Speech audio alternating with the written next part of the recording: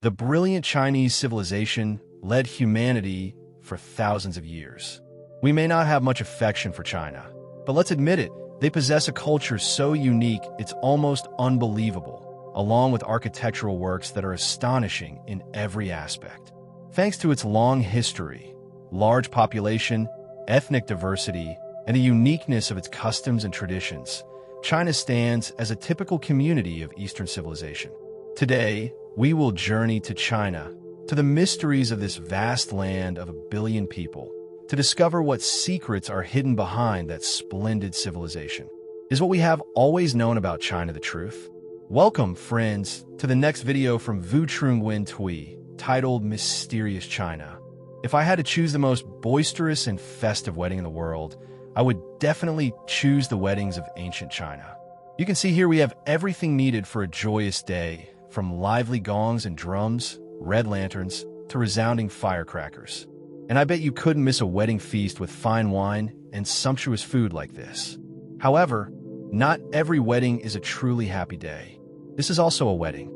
The bride is still beautiful with her traditional head covering, but where is the groom? We won't meet the groom because he is already dead. You didn't miss here. This is a Minghun, a ghost marriage.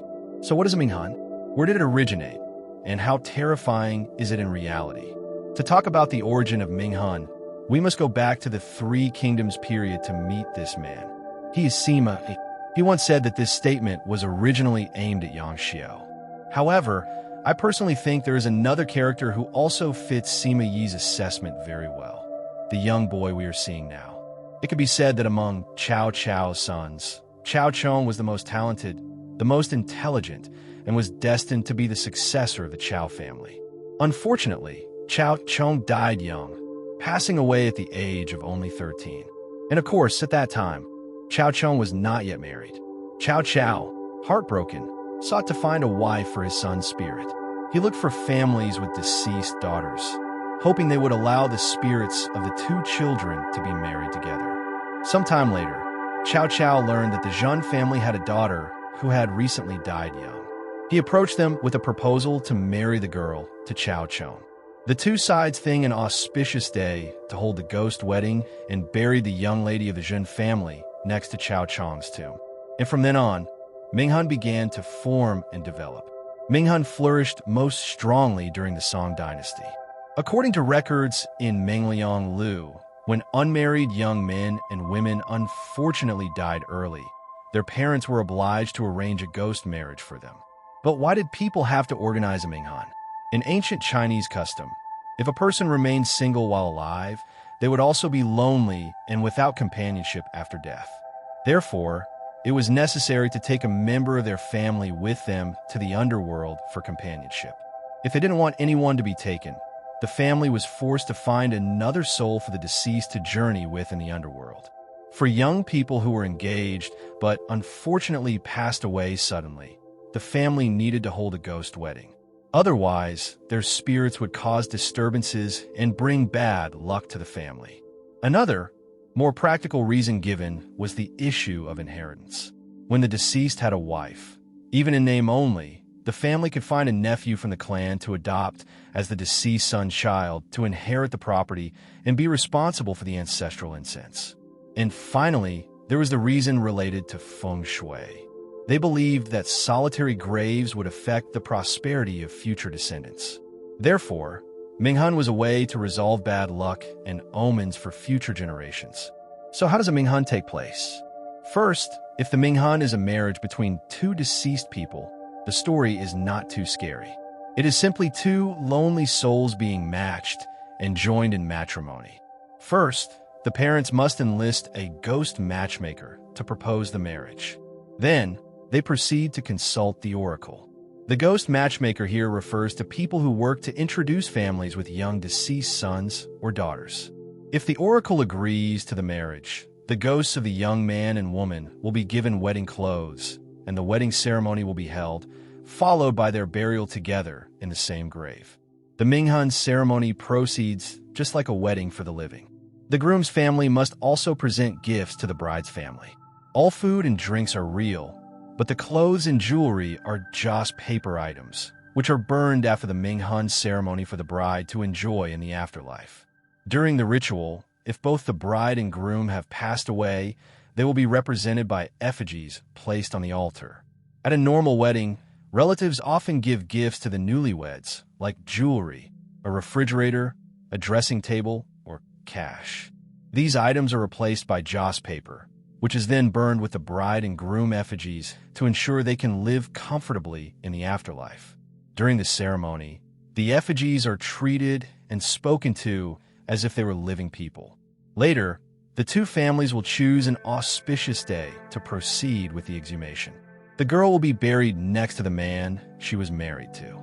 If a living groom marries a ghost bride, or vice versa, instead of two effigies, they use only a photo of the deceased. The groom will wear black gloves instead of the white ones worn in a normal wedding. And Ming Han has been banned by the Chinese government since 1949. However, in a country like China, such a ban is probably only at the level of propaganda and advocacy. Why do I say that? Simply because the grim custom of ghost marriage still exists in some remote rural areas of China. Some wealthy families in the countryside still believe in it and are willing to spend money to buy a ghost bride for their deceased son. For money, some criminals have murdered innocent women to steal their bodies to be sold as ghost brides, leading to the rise of a clandestine and prevalent trade in corpses. A bride's corpse will have various prices. The younger and more beautiful a woman is when she unfortunately passes away, the higher the price. Can you believe that the corpse of a young, beautiful, recently deceased bride on the market can be priced at over 600 million VND? These corpse traders find every way to profit, hiring skilled doctors to perform plastic surgery on the freshly exhumed bodies or dyeing the deceased hair to make the corpse look younger to fetch a higher price. But how do these corpse traders find the bodies? First, of course, they have to find a supply of bodies. The bodies are divided into two types: fresh corpses and dry corpses. A fresh corpse has a higher price, so if they want to get a fresh one, the corpse traders will have to stake out hospitals. Suppose a girl is critically ill and about to die. They will flock to the hospital from all directions, waiting to compete to buy the girl's corpse. The battle to snatch the body is extremely fierce. Often, the girl is married off before she has even taken her last breath. The one who successfully snatches the body can go home and wait for the news of the girl's death. Because the number of female corpses is limited, countless eyes are fixed on the hospitals.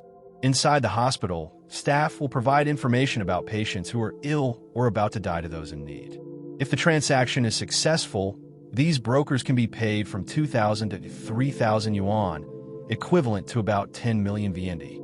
If they fail to buy the bride, they will still be paid 500 yuan, as long as they continue to provide information next time. And of course, the corpse trade also has an extremely bustling black market. Most of the corpse supply comes from grave robbing or snatching. In summary, Ming Han is a gruesome and terrifying custom that needs to be eliminated. Ming Han cannot represent the culture or any traditional beauty of Chinese civilization. We all know that China has many things to explore. You can learn about the cultural beauty and customs passed down for thousands of years by the Han people, or you can visit the magnificent natural landscapes of this country. Ming Han certainly cannot represent anything about China. These things, however, are completely different. This is the Forbidden City. It was once considered by the Chinese to be the center of the earth and sky, a place for power and hidden secrets, built for only one person, the Son of Heaven. It was both a palace and a prison, but always magnificent and splendid, whether in its golden age or its decline. Built on the plains of northern China in the early 15th century, the Forbidden City was the largest imperial palace in the world at that time. And to this day, that has not changed. The birth of the Forbidden City is a testament to the glory that the Ming dynasty created. In the early Ming dynasty, the capital was located at Yingtian Prefecture, Nanjing. During the Jiangwen era, Zhu Di, the Prince of Yan, launched the Jingnan campaign from Beiping. In 1403, Zhu Di overthrew his nephew, Emperor Huizong of Ming, and became the next emperor of the Ming dynasty, taking the era name Yongle. He decided to move the capital from Nanjing to Beiping and began the construction of the Forbidden City in July 1406. The supervisors of the construction included Chen Gui, the Minister of Works, Wu Zhong, and Zhang Si, Minister of Justice, architect Kai Exen, famous artisans like stone carver Lu Xiang, mason Yang Qing, and especially the Vietnamese architect Nguyen An, who worked together to build the Forbidden City. To build this project, hundreds of thousands of laborers, countless materials, and skilled craftsmen from all over China were mobilized. Separated from the outside world, the Forbidden City was like another world. Every command issued from this place would change the lives and fates of hundreds of millions of people. The main colors in the Forbidden City are yellow and red. Yellow represents the highest power and was reserved exclusively for the emperor. Even the tiles in the Forbidden City were glazed yellow to express majesty. Meanwhile, red symbolizes good luck and fortune, so all the buildings and city walls are red. There is one more point you will notice immediately when you visit the Forbidden City. The dragon motif is used in almost every detail, from the roofs, railings, the emperor's throne, to even impressive stone slabs like the one you are seeing. This giant marble slab carved with dragons is one of the three main staircases at the Hall of Supreme Harmony. Its enormous size required it to be moved during winter on frozen roads to reach the capital. The Forbidden City is the palace museum we know today. It covers 720,000 square meters, with over 800 large and small palaces with many different functions. Some palaces were the emperor's workplace, while others were the residences of the concubines in the harem. There's no need for much debate. The Forbidden City is the largest palace in the world to date, with 9,999 rooms and vast open spaces that show its immense scale. The surrounding dazzling red wall is 3,400 meters long, 11 meters high, with a deep moat and 4 large watchtowers around the perimeter. The most prominent in the complex of halls is probably this place. This is the largest hall in the complex of buildings in the Forbidden City. This structure has an area of 2,730 square meters, with a width of 67 meters and a length of 37 meters. Every single detail, no matter how small, in the hall creates a sense of power and reverence for the emperor. On the square south of the Hall of Supreme Harmony, there are 3 white staircases 8 meters high. The entire Hall of Supreme Harmony is up to 40 meters high and is the tallest structure in the Forbidden City. Look closely here. These are 3 large and extremely impressive staircases. The central staircase, carved with dragons, is the exclusive passage for the emperor. The other 2 sides are for civil and military officials. According to regulations, only officials of the 3rd rank and above were allowed to set foot on these steps. As a symbolic place for the entire Chinese civilization, the Forbidden City always holds many interesting stories. This is very clearly shown in its very name. As you can see, everywhere in the Forbidden City, there is a dazzling red color. So why is it called the Purple Forbidden City? In Chinese, many people mistakenly think tu in Zijinsheng, tu Canton, means purple. So they wonder why the words qi or hong, red, were not used to name it, but instead the word zi, purple, which has no connection, was used. In fact, that is not entirely wrong, but it is not enough. According to research, zi in the Forbidden City does not just refer to a color, but to authority and solemnity. The purple mentioned here symbolizes the light of the stars in the sky, the essence of the universe, not just the simple color purple. At the same time, Z in the Forbidden City is also a symbol of preciousness, the highest status of the imperial palace. It is known that materials with purple components at that time were extremely expensive. Dyeing fabric purple requires many difficult processing steps. Therefore, not everyone could buy and wear purple clothes back then. Many high-ranking officials chose purple because it symbolized high status, nobility, and wealth. Therefore, the name Purple Forbidden City does not originate from simple color, nor was it used because the color was beautiful, but entirely for a deeper meaning. This reflects the profound and deep thought and literary knowledge of the ancient Chinese. To talk about the Forbidden City and ignore the uniqueness and intricacy of its architecture would be a huge omission. The Forbidden City was built in the ancient Chinese architectural style on a rectangular plot, surrounded by high walls and a wide moat to prevent illegal intrusions from the outside. The entire city has a rectangular layout, following the ancient belief that the sky is round and the earth is square. The city faces south, looking out towards Tiananmen Gate. Basically, the entire Forbidden City is formed by many architectural structures arranged within the compound, divided into two main parts, the outer court and the inner court. Regarding the outer court, please look here.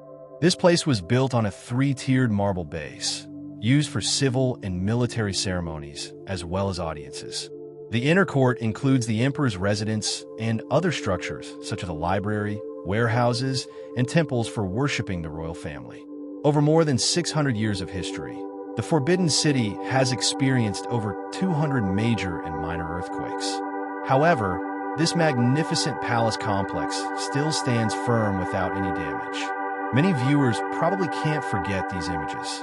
Even the Great Tangshan earthquake could not make the Forbidden City budget even a little. People believe there must be a special secret in the construction techniques or design of the Forbidden City that could protect it for hundreds of years through such earthquakes. So what is that secret? In 2010, a group of British experts and carpenters built a model house with a structure similar to a building in the Forbidden City, as you are seeing.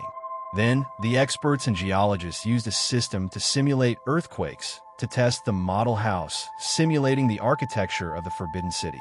The result after 30 seconds was astonishing, as the model house could withstand the impact of an earthquake with a magnitude of 9.5 on the Richter scale.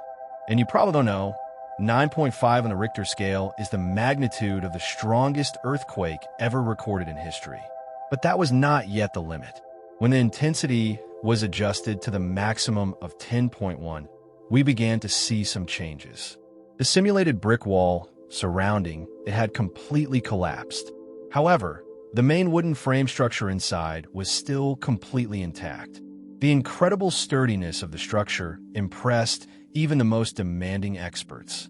However, they were very surprised and puzzled by the question of how a house with a fragile wooden frame, without a single nail or drop of glue, could withstand an earthquake of up to 10 on the Richter scale. Where does the real secret lie? The answer is right here. That's right, that unshakable stability lies in these columns. They are not simply ordinary columns, but are very different from modern structures. The columns of modern buildings are always poured or driven deep into the ground. It may sound like a very good way to make the building more stable. However, when a major earthquake occurs, in reality, more than 95% of buildings will collapse from top to bottom. In contrast, the biggest difference in ancient buildings is that the columns were not driven directly into the ground, and they had a more complex structure.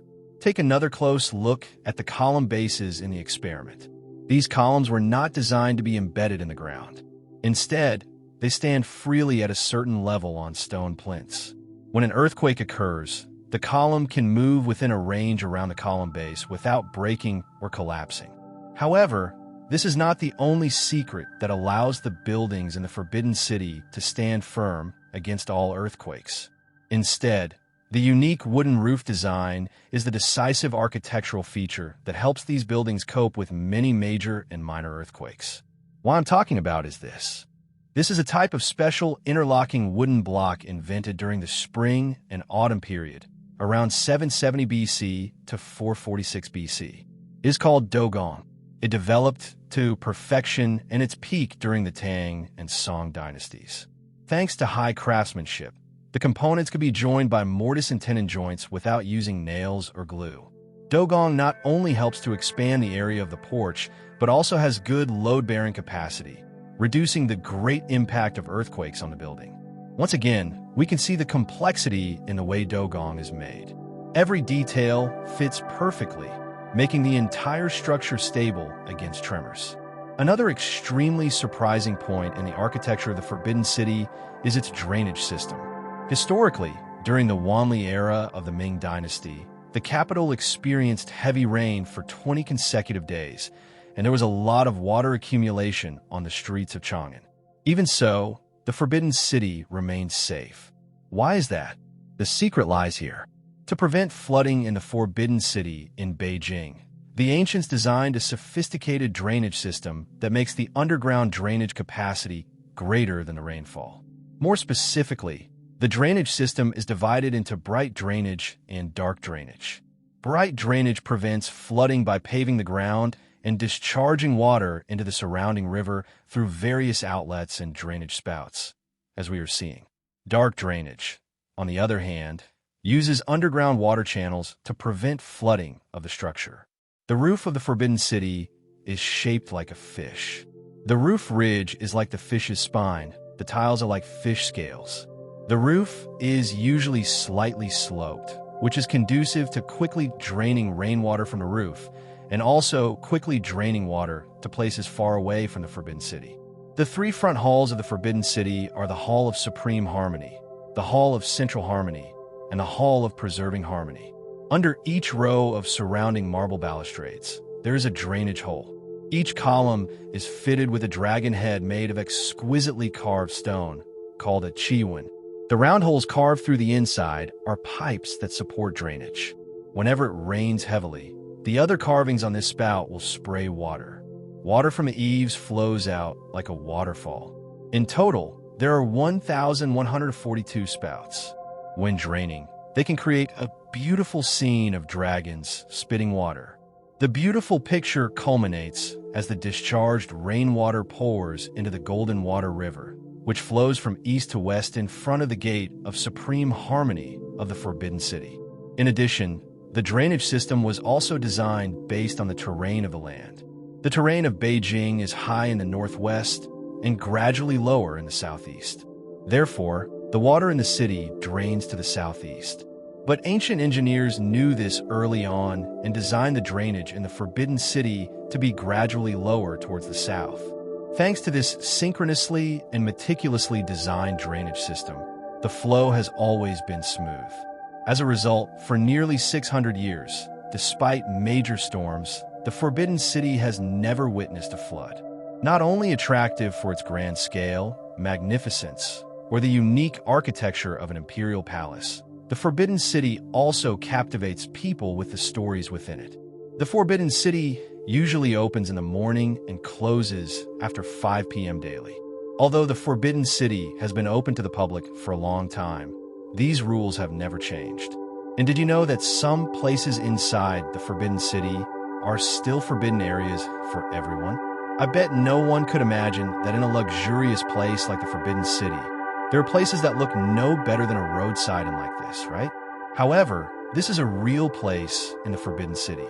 The Cold Palace, Lancôme, is a familiar location often seen in period dramas. This was the place where disgraced or offending concubines were sent. Once one fell into this place, that concubine had little chance of being favored again. She might even die in solitude here. That is the place we just saw. According to historical sources, the Forbidden City did not have a cold palace at a fixed location. The cold palace inside the Forbidden City was simply a dark room used for house arrest of concubines. Its specific location also changed with each emperor. During the reign of Emperor Shizong of Ming, Consort Li was once imprisoned in the Cold Palace. At that time, the Cold Palace was located in a room west of the Imperial Garden. However, during the reign of Emperor Guangxu, Consort Zhen was imprisoned in the Cold Palace in the north, belonging to Jingqi Pavilion. But no matter where they were imprisoned, the Cold Palace was always a terrifying place. They were desolate, lonely, and completely separated from the main palaces. The Cold Palace was not only for offending or disgraced concubines and palace maids, but also a place for the concubines of a deceased emperor. That's right. According to palace regulations, the rest of these widows' lives could only be spent mourning their husbands. They were not allowed to remarry, even if they were only 18 or 20 years old. Therefore, after the emperor's death, the concubines and palace maids were often sent to forbidden palaces for widows, such as Sinang Palace, Shoan Palace, or Shokong Palace. But that's not all about the Cold Palace. Although rarely mentioned, in the Forbidden City, there is also a cold palace for men called Xiaoyao Palace. Initially, Xiaoyao Palace was for imprisoning the lazy, but later it became a place to detain criminals and eunuchs. The Cold Palace can be considered one of the most frightening places in the Forbidden City. Those sent to the Cold Palace could only wear ordinary clothes, not bring any attendants. They had to live alone in dark, dusty, damp rooms, lacking both material and spiritual comforts. The Cold Palaces had only one entrance/exit to bring in food and drink daily. When sent to the Cold Palace, concubines and palace maids could escape death, but their lives eventually fell into despair. Over time, those locked in the Cold Palace could become depressed, even go mad, and resort to suicide. Today, as the Forbidden City has gradually opened to the public, the Cold Palace remains under lock and key. This raises many questions. Does the Cold Palace hold a secret that keeps it a forbidden area for the public? This place once witnessed no few deaths of disgraced concubines. For a long time, there have been many strange tales surrounding the Cold Palace with stories of ghosts. Some people believe the Cold Palace is not open to the public because the energy is too heavy. These doubts were only resolved when the last emperor of the Qing dynasty, Huai, published his book From Emperor to Citizen in his later years. According to Huai's explanation, the Cold Palaces were all very dilapidated, so dilapidated that even the servants in the feudal era didn't bother with them. Over time, the dilapidation became even worse, leading to the Cold Palace having little tourist value. Because it had not been renovated for many years, the Cold Palace became an unsafe place. If visited, it could threaten the lives of tourists. This is an extremely special character, a character we mention daily in a not-so-positive way. His name is Cao Cao.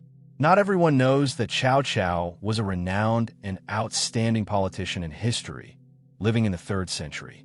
He was the one who founded the state of Wei, the most powerful kingdom during the chaotic Three Kingdoms period. Surrounding the life of this man are countless stories passed down, which people say are 7 parts fact and 3 parts fiction.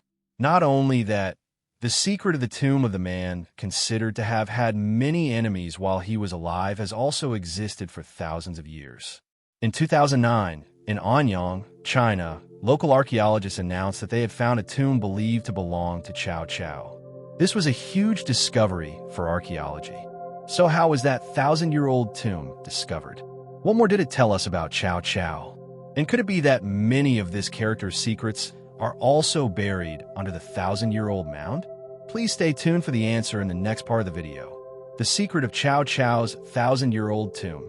Previously, the mystery of Cao Cao's tomb was passed down through many different stories, but the most famous is still the story of the 72 fake tombs.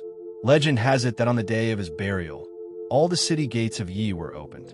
72 coffins, both real and fake, left the city simultaneously from 4 directions. Since then, Cao Cao's tomb has become a mystery through the ages. No one has known thousands which tomb he was buried in for years. Countless people have wanted to excavate Cao Cao's tomb, but no one has excavated the real tomb. The emperors of all dynasties in China attached great importance to their tombs after death. Some even has location and built a mausoleum just after ascending the throne. However, Cao Cao was a completely different case. A prominent figure with a status and power no less than an emperor had an extremely simple wish for his burial. Before his death, Cao Cao left a will clearly stating that his funeral should be simple, buried in barren land with no tombstone, no trees planted, and inside, no gold, jade, jewelry, or other precious artifacts. The handling of his funeral has aroused the curiosity of many scientists and historians, as they could not understand why he requested such a simple burial. Some believe that although Cao Cao was a cunning hero of high status, he was actually a very frugal person, with strict requirements for others and himself. So even in death, he had to be economical. Some believe that Cao Cao had excavated many tombs of previous emperors to get money to support his army. He had witnessed many tombs being destroyed and did not want to fall into that situation himself. Others believed that Cao Cao was inherently suspicious, had many enemies when he was alive, and to prevent people from taking revenge and digging up his grave to vent their anger, he decided on a simple burial to minimize prying eyes. In fact, there is no story of Cao Cao preparing 72 fake tombs for himself while he was alive. Those are just rumors from later generations. At the time of his funeral, many people attended, and they all knew the exact location of the tomb. However, after the times changed, Cao Cao's tomb area was destroyed by war. The people who actually knew the exact location also passed away. By the Southern Song dynasty, the legend of the 72 fake tombs appeared, and it existed until the real tomb of Cao Cao was found. The discovery of Cao Cao's tomb was indeed a coincidence. The story must begin in the spring of 2006. On New Year's Eve in China, every family was busy preparing for the new year when the people of Zhigixu village in Anfeng, Hunan province, China, heard a strange explosion. Every year, before the Lunar New Year festivities even ended, the people here, like in many parts of Vietnam, had already started their farm work for the new season. Mr. Su Huanchao, a resident of Zhigixu village, while irrigating his field, discovered something very strange. His small field, which usually filled with water in a short time, had not filled up even after 2 days. The water flowing in would stagnate at a certain level in the field and not advance to other areas. He went deeper into the field to check and discovered a hole about 10 meters deep. Seeing such a large and deep pit, Su Huanchao remembered the strange explosion on New Year's Eve. Feeling this was no simple matter, he immediately reported everything to the local authorities. The local leaders also quickly followed Mr. Su Huanchao to the scene, but found nothing special. So the pit was filled in by the villagers to continue farming. But just 2 or 3 days later, they discovered the pit that had just been filled in the day before had returned to a deep hole as before. The local leaders were also extremely puzzled, and this information reached the ears of archaeologists who were actively researching ancient structures. 2 days later, the archaeological team was present. The team leader personally decided to go down the hole to investigate. When he got to the bottom, he realized that it was not actually a hole. The archaeological team leader was standing on a layer of soft soil that caused his feet to sink into a deeper hole.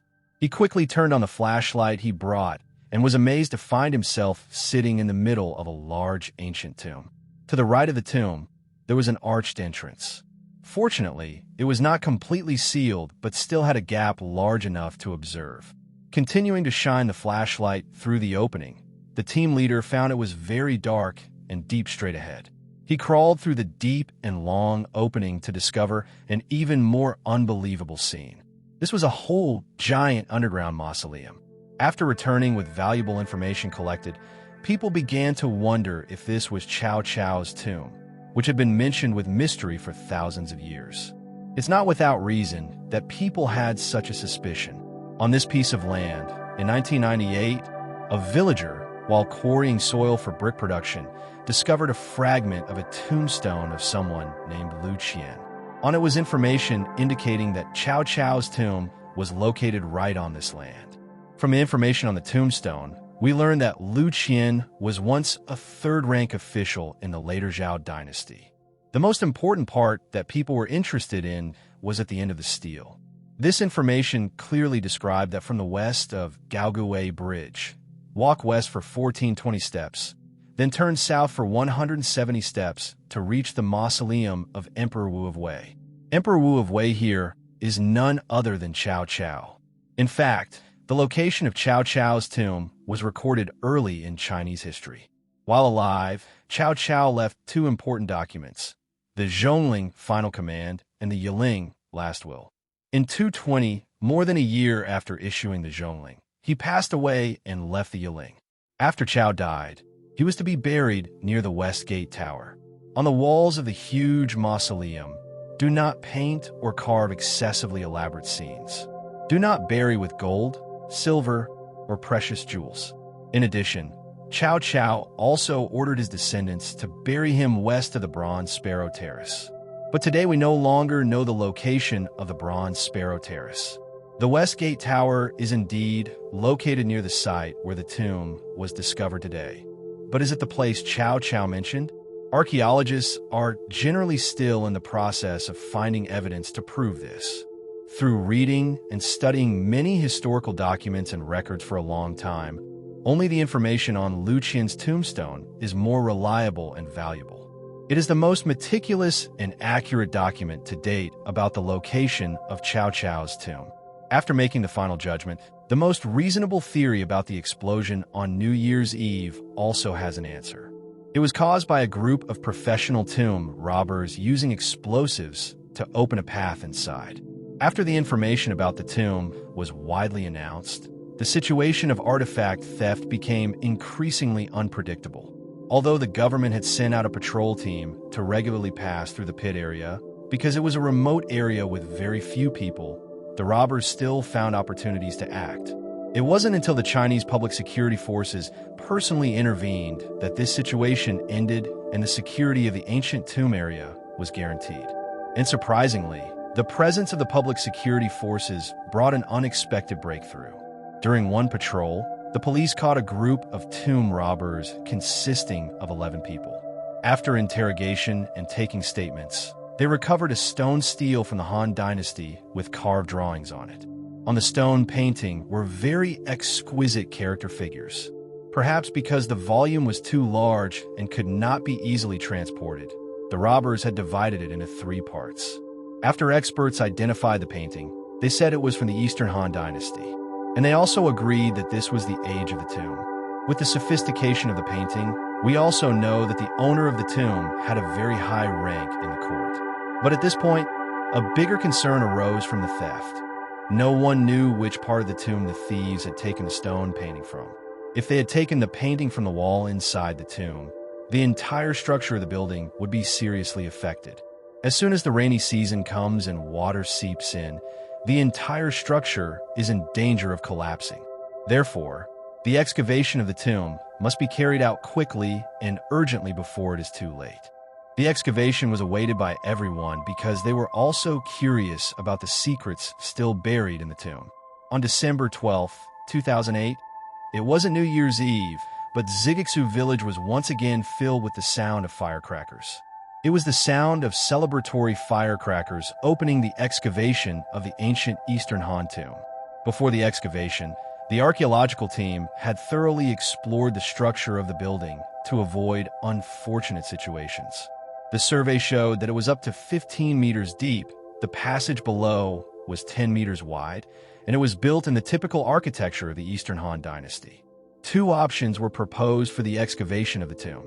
The first was to excavate from top to bottom, which would allow for a view of the entire structure. The second option was to excavate from the outside in, that is, following the entrance of the tomb to go inside. It was clear that the tomb was quite well preserved, and its scale was also very difficult to estimate. Therefore, the option of excavating from the outside in was more feasible and reasonable. This option also maximized the preservation of the tomb for future tourism needs. After months of excavation, the shape of the tomb became clearer. It faced from west to east. The tomb passage, that is, the entrance, was sloped downward from above.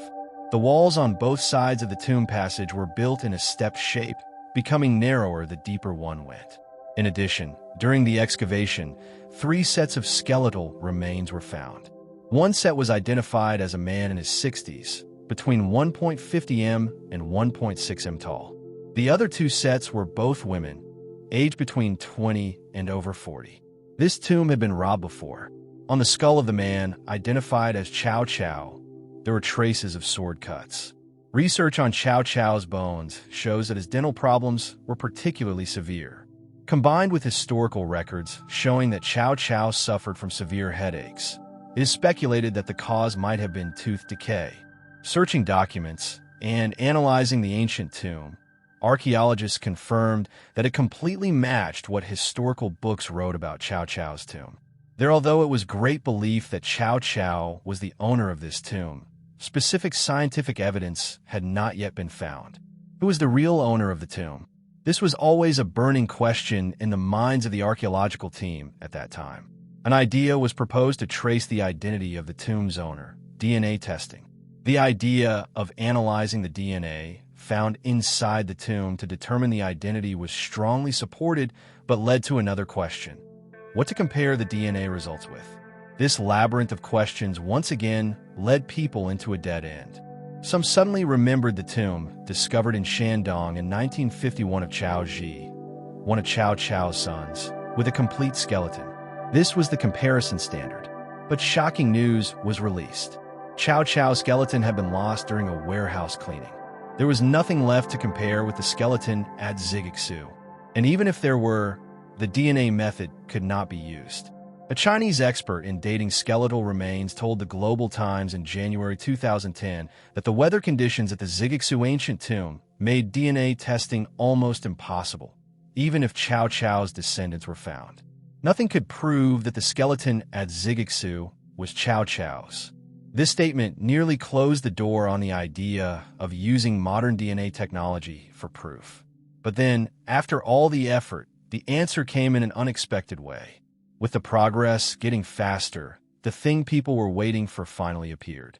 During the excavation, a member of the archaeological team suddenly discovered a strange hole. Initially, it was only the size of a bowl, but as the sand slowly subsided, it became visibly wider and longer. The sand continued to slide down until the hole was big enough for a person to crawl through. Everyone stepped aside. The scene that appeared before them left everyone stunned and speechless. It was the passage leading to the main entrance of the ancient tomb. The most regrettable thing was that the main entrance had been opened by tomb robbers before it was found by the archaeologists. The main material for building the tomb entrance was a type of Han Dynasty brick. It was originally about 1.2 meters high, but now only about 1 meter remained. And then what had to come came. People found this in the tomb. A member of the archaeological team discovered a stone tablet inside the tomb. Brushing off the layer of dust on top, he read the words commonly used by King Wu of Wei on the tablet and shouted with joy, "King Wu of Wei, we finally found you." In history, there were a few other characters also called by the name King Wu of Wei, but the King Wu of Wei on this stone piece certainly refers to Cao Cao. Why would people dare to assert this so confidently? We have to go back to Lu Qian's tombstone. It was clearly stated above that it mentioned Emperor Wu of Wei, but here it is King Wu of Wei. Could it be that in history there were two names for Cao Cao? About 10 months after Cao Cao's death, Cao Pai ascended the throne, succeeding his great father. At this time, he used the name Emperor Wu of Wei to record and refer to his father. Therefore, later, Cao Cao's name was always recorded as Emperor Wu of Wei. So what about King Wu of Wei? This name was used to call Cao Cao from the time he died until before Cao Pai ascended the throne. The tomb that people discovered and excavated was actually built by Cao Pai before he became emperor. That is why the stone tablet was carved with the name King Wu of Wei. This reasoning is completely accurate and very reasonable with the historical context recorded in the documents. Not only that, Lu Qian's tomb dates to more than 200 years after Cao Cao's tomb. Therefore, using the name Emperor Wu of Wei to call Cao Cao is appropriate. It seems that by this point, the ancient tomb at Zigexu has been recognized as the tomb of Cao Cao. In the subsequent excavations, the archaeological team continuously found artifacts of historical value. Most of them were of little material value, but were enough to confirm the owner of the tomb was Cao Cao. However, one particularly fascinating and curious artifact found in Cao Cao's tomb was a type of weapon called a jian, made of iron or bronze. This weapon had been lost for thousands of years, and when it was found in Cao Cao's tomb, experts couldn't help but exclaim that this was truly a treasure. The jian is a weapon that looks like a spear but is shorter. It was usually used in pairs. Unlike the spear, which was only a close combat weapon, a pair of jian was a short-range throwing weapon with a function similar to the javelin used in ancient Europe. The jian was an extremely formidable and dangerous weapon. When thrown, it could easily pierce armor or shields and insult the opponent. This weapon was very advantageous in horse warfare. However, the weakness of the jian was that they were very heavy. If one was not tall, strong, and had extraordinary strength, it was difficult to use them flexibly. Moreover, the jian was also a one-time use weapon. Once thrown, it was considered lost, so the production cost of this weapon was very expensive. These weaknesses made the jian gradually less common on the battlefield. Later, as bows and crossbows were increasingly improved, they gradually replaced the jian completely. Therefore, this weapon also completely disappeared from the army. However, thanks to the excavation of the tomb believed to belong to Cao Cao, the jian, a weapon that had been lost for 1,000 years, has once again reappeared before later generations. At the end of December 2009, the excavation work ended successfully. But that was not all the secrets we found. In the turbulent social context of the Eastern Han Dynasty, Cao Cao had the merit of unifying the northern region of China. From then on, the people of a large region were stabilized and went into production. Society thus became prosperous and flourishing. The artifacts discovered in Cao Cao's tomb clearly reflect the political philosophy of this outstanding politician on governing the state and pacifying the world. On the stone painting recovered from the robbers, besides expressing the Confucian culture of the two characters Zhong, loyalty, and Shao, filial piety, there was also the intention to punish evil. A large number of other stone paintings were also found in the tomb with extremely diverse content. They depicted all kinds of activities from labor production to entertainment and cultural arts of the people. The carvings were extremely meticulous, with the flowing and romantic style of the Eastern Han Dynasty easily recognizable. After studying and reassembling the fragments, the archaeological team discovered another important piece of historical information through the carvings in the paintings. One fragment depicted a dragon, and in the Han Dynasty, only the tombs of first-rank princes were allowed to have dragon paintings. And what you are seeing here is a painting of Wuzhu coins. In addition, the archaeological team also excavated 3 more Wuzhu coins. This provided more information to help determine the date of the tomb. The Wuzhu coin can be considered a typical artifact of the era. Although both the Eastern Han and Western Han dynasties used Wuzhu coins, they still had certain differences. That is the difference between the way the two characters Wu and Zhu were written, along with the difference in the volume of the coin. We can confirm this coin is from the Eastern Han Dynasty. The stone paintings in the tomb also particularly featured many horses, an animal that had a very important position in the military and society at that time. What was found allows us to have a clearer approach to the life of Cao Cao at that time. In the corridor, a member of the archaeological team excavated a large number of pottery items. Most of them were daily utensils with a rough surface, bearing the typical characteristics of the Eastern Han period. These artifacts were not objects used in reality, but were replicas of everyday items buried with the deceased. But do you wonder why the burial goods of Cao Cao, a person with immense power at that time, were so crude? Perhaps we can partly understand this when we look at what Cao Ji wrote about his father later. He wrote that Cao Cao was always very strict and frequently reminded his children to carry out the burial simply. Perhaps that is why the items buried with him were so simple and unremarkable. Ever since it was discovered, Cao Cao's tomb has suddenly become something extremely strange in the eyes of the people of Zigixu village. A year before, the people here were still planting crops on this field every day, but now it has become a destination sought after by the whole world. Although the National Cultural Heritage Administration has confirmed that the tomb in Zigixu village, Anyang, Hunan, is Cao Cao's tomb, there are still many controversies to this day, arguing that there is not enough evidence to conclude so. To prove their point, they put forward 8 counterarguments based on what was found in the tomb. First, some scholars believe that the evidence provided by the Hunan Cultural Relics Bureau is insufficient. The deputy director of the Institute of National Studies at Renmin University of China, an expert in the literature of the Southern and Northern dynasties, believes that the evidence is not firsthand, meaning it was found through others, like Lu Qian's tombstone or the stone painting recovered from robbers. The archaeological team did not find any artifacts themselves. This is not convincing enough, but perhaps many will quickly dismiss this. Of the 8 stone tablets with the words King Wu of Wei, 7 were dug up from the tomb, and only 1 was recovered from tomb robbers.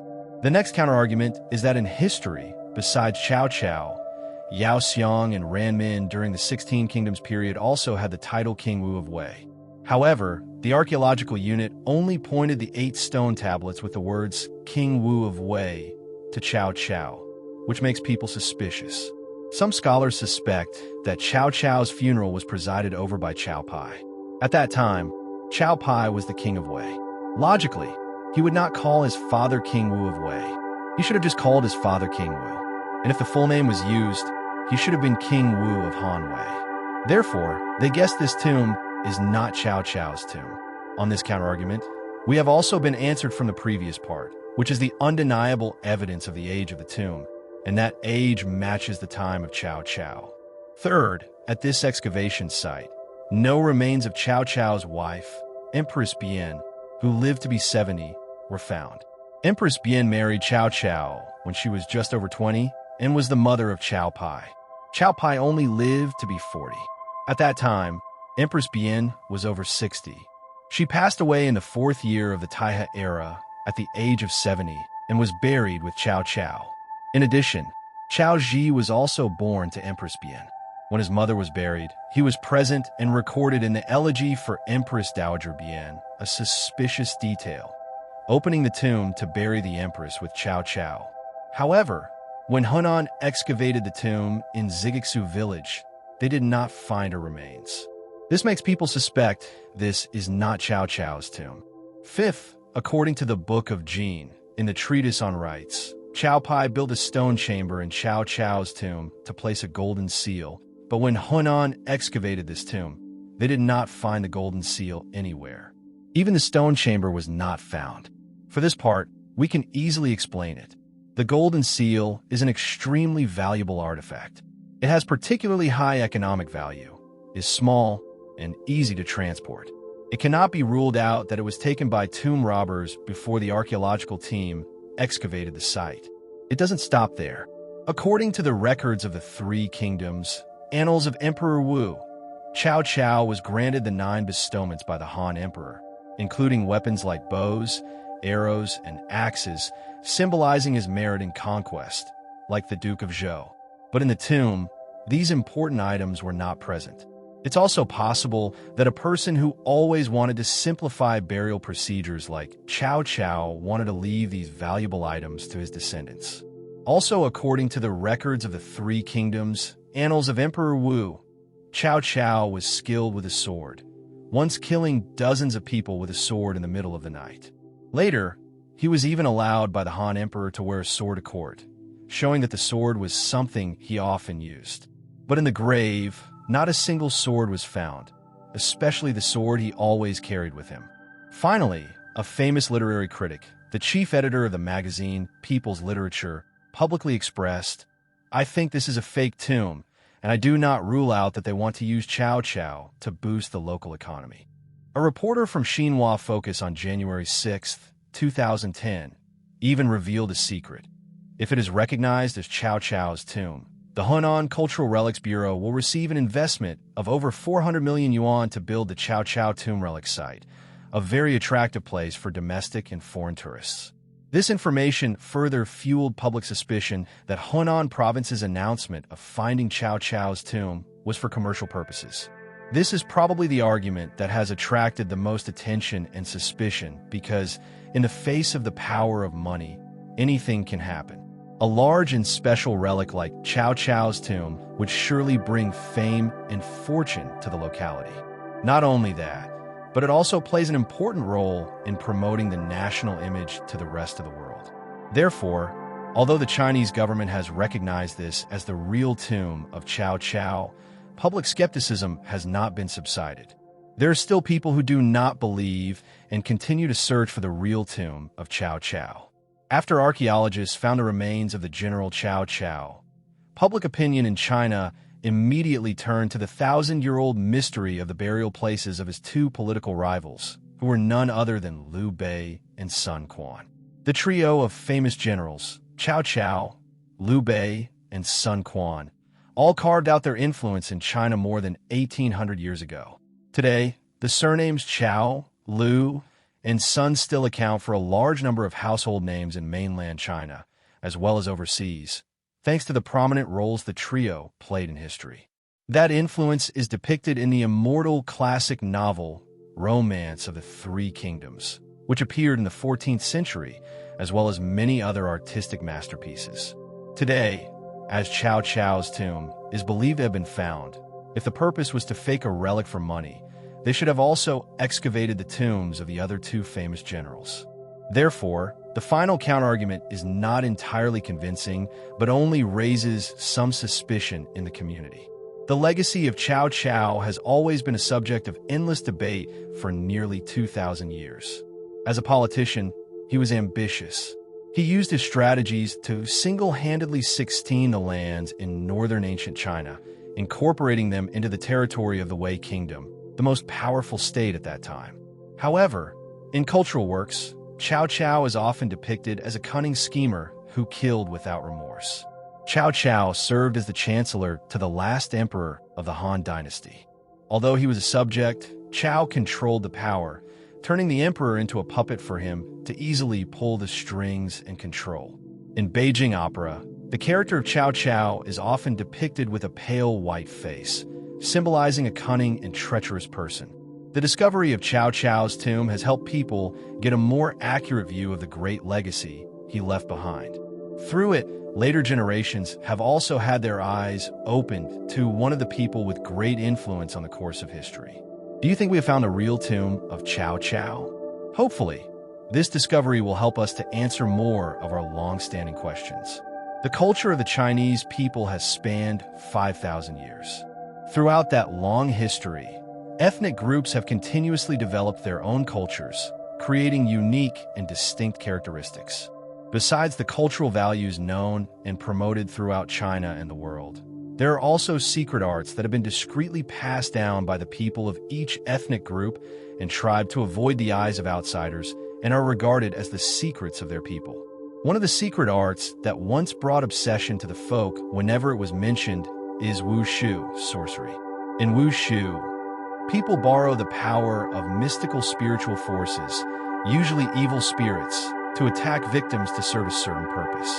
Wushu was created by the Miao people, an ethnic minority in China, and was spread throughout the folk. Its mystical power made the feudal dynasties of China try every way to ban and prevent its spread to avoid major social turmoil. In this video, we will learn about the dark arts in wushu that are most mentioned in history, which were once invented by the Chinese and caused much terror to those who witnessed its power. Welcome, friends, to today's video, Goo Poison of China. In the past, many terrifying legends about wushu were passed down in folklore, especially in the Xiangxi region, where there are still rumors about three ancient dark arts: Goo Poison, Miao Cat Curse, and Love Poison. Goo Poison, or venomous insects, is a type of poison nurtured by sorcerers and used on victims. The Miao Cat Curse is a method of using evil spirits after they are summoned into the bodies of cats, then commanding them to find victims, sow disease and disaster upon them, and at the same time, collect their good fortune for themselves. Meanwhile, Love Poison is a method of using a venomous insect called Si to sow disaster upon those one desires or to control someone. One must always sign. This is because all the essence on Wang Han's body has been taken by the Goo Poison, making him live a life worse than death. It can only be like this for the rest of his life, and no medicine can cure it. The consequences of raising Goo Poison are so terrifying, yet it is still nurtured by sorcerers because it is said that a refined goo has great spiritual energy, helping its owner succeed in all endeavors, get promoted in their career, get whatever they want, and be able to kill enemies at will without leaving a trace. According to the Tongji Lu Shu Lu by the author Zheng Qiao of the Song Dynasty, the ancients created Goo Poison by putting all kinds of venomous insects into a container and letting them bite and tear each other apart. In the end, the only surviving venomous insect will be called the goo or goo mother. Folklore says that those who raise goo poison often choose the 5th day of the 5th lunar month, which we often call the Dragon Boat Festival, to refine the poison because this is the day with the most potent toxic energy. On this day, the venomous insects will be at their strongest, and their venom will increase rapidly. The book, Tongji Lu Shu Lu, describes in detail how to raise the insects. People use 100 types of insects to raise, but initially, only 12 types are needed. Before raising the goo, the family members must clean the main hall thoroughly. Everyone, old and young, must bathe, sincerely offer incense and light candles before the ancestral altar, and silently pray to the gods and spirits of heaven and earth to be witnessed by heaven and earth, so that the spiritual energy of heaven and earth will gather at the place where the goo will be raised. Then, they dig a large pit in the middle of the main hall and bury a large jar in the ground. This jar must have a large mouth to facilitate adding a lid.